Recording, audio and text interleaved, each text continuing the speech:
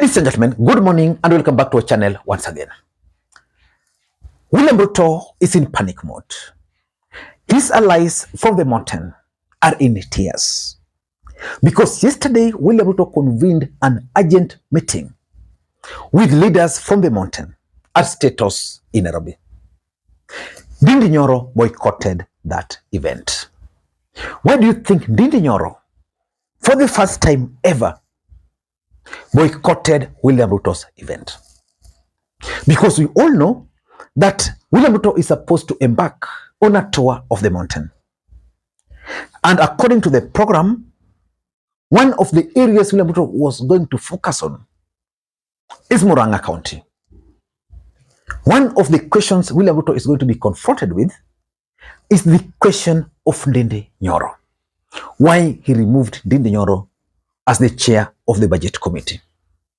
Because the fact that Ndindi Nyoro missed yesterday's event, I foresee Ndindi Nyoro boycotting William Ruto's tour of the area.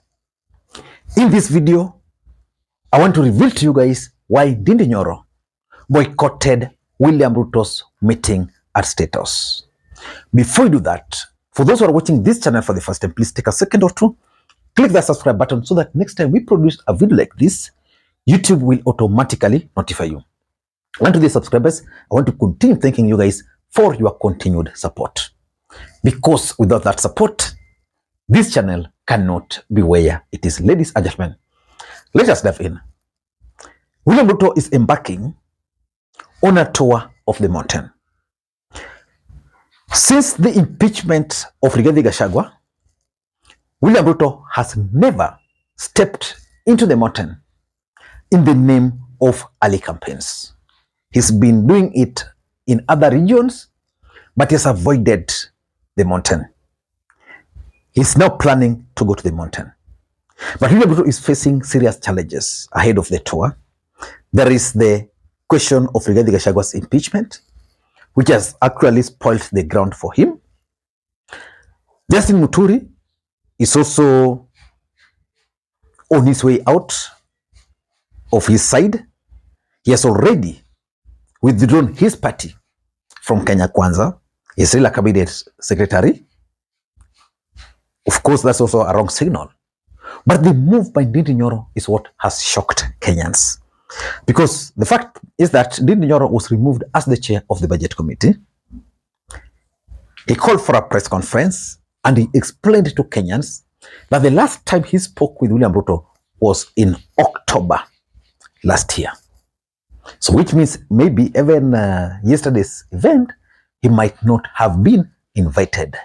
But why would he boycott that event? Because I'm sure that they have a WhatsApp group. Why would Ndindi Nyoro boycott the event? Number one, I think the fallout between Ndindi Nyoro and William Ruto is now complete. There is the element of betrayal. Ndindi Nyoro feels, and I explained to you guys yesterday, that he really did a lot of donkey work for William Ruto. He sacrificed a lot for William Ruto. William Ruto is also feeling that from Ndindi Nyoro, he really worked hard for him and he has actually pushed him to where he is.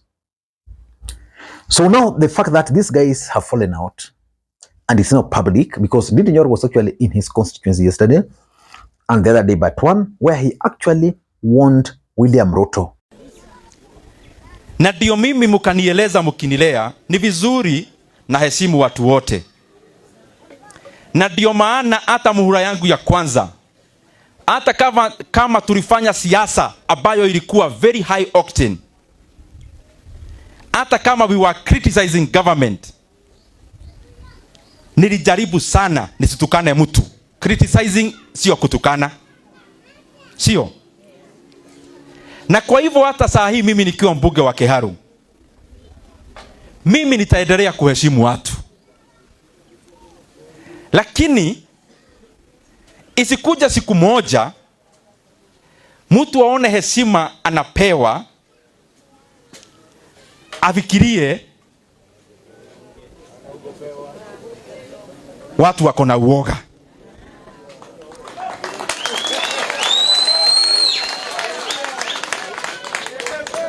Mimi nitaendelea kuheshimu kila mtu, na heshimu kila mtu.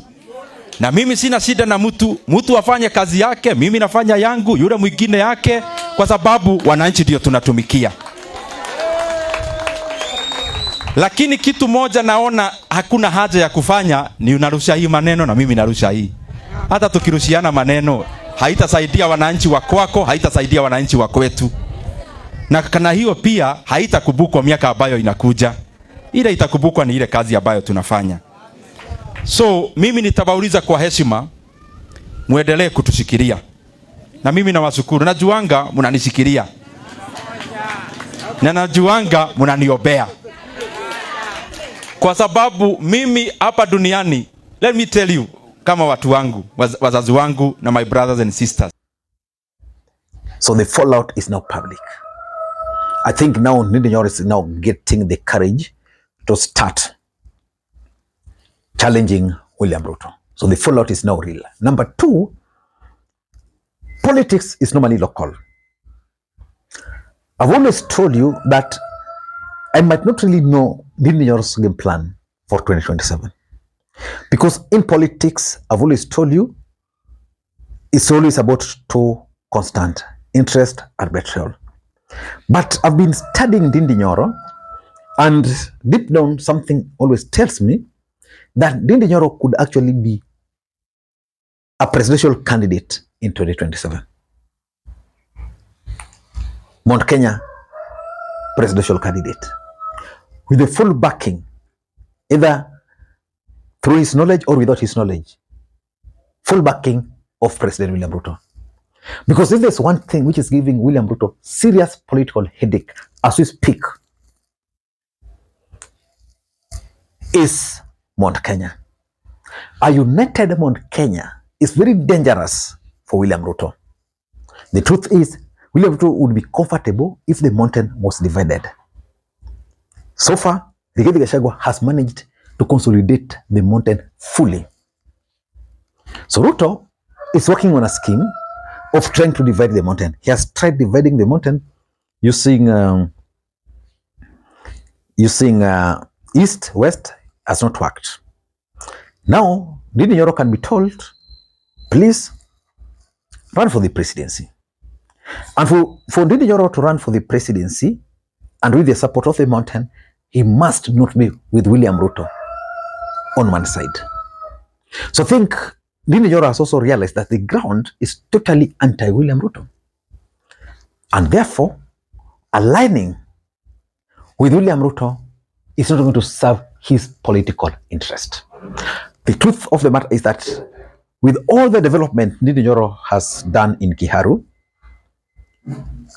as long as he was going to be on the side of William Ruto, he was going to be rejected. And those are some of the realities which we cannot run away from. Number three, I think Ndindi Nyoro is also sending a coded message to William Ruto. He's telling William Ruto's camp that I'm out.